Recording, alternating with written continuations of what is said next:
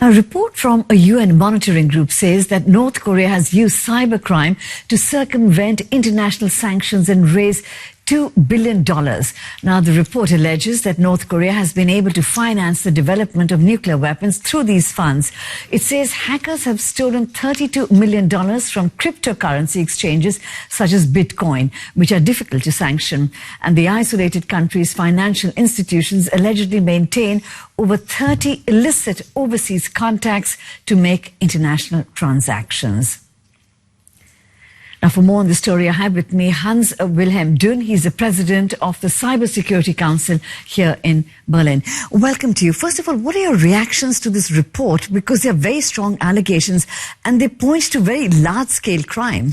Yes, I think it's very important to say that the report has not been released. Yes, we have only some special agencies who have a summary, and now we have only a few informations about it. But it's a normal phenomenon. It's a normal daily life in the cyber field, and it is a very successful method to catch money from the public sector. So, I mean, how could a country which is so isolated like North Korea set up an operation which is so large with so much money involved? Yes, it's an isolated country in the political environment and in the daily life, but not in the cyberspace.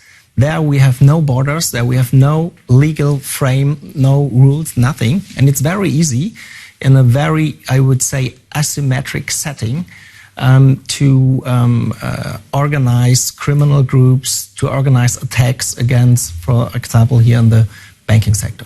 So how does the UN work to uncover an operation like this, and how much kind of conclusive evidence do they have to prove what they are saying?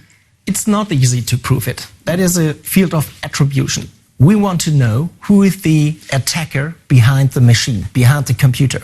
And that is very complicated. And you need a long time. You need weeks and months to organize good forensic. And you need a legal framework for that. You need technical skills. And that is our biggest problem. And I don't know who are the experts at the moment in the UN, but it is a very comprehensive and holistic approach you need with a lot of skills. And this operation, you think, is state-sponsored?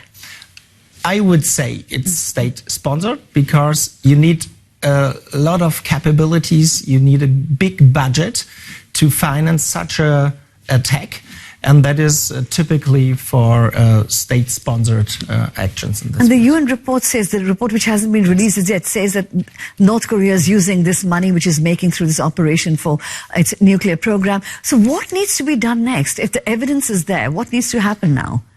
Yeah, I think we need special cybersecurity strategies from national states, and we need a UN resolution to organize it, and you need a very high specified strategy, and I think that is the only chance we have, and we need awareness, yes? Awareness in the political field and understanding in the decision-maker sector.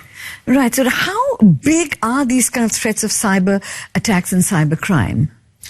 Yeah, that is a daily phenomenon. It's very attractive because we have a lot of problems with forensic and attribution, and that is a big advantage for the attackers and for the criminal groups or state-sponsored intelligence agencies and so on, and it's very easy to do it. Right, that are the words of Hans-Wilhelm Dünn, President of Cyber-Security Council here in Berlin. Thank you very much for sharing your expertise with us.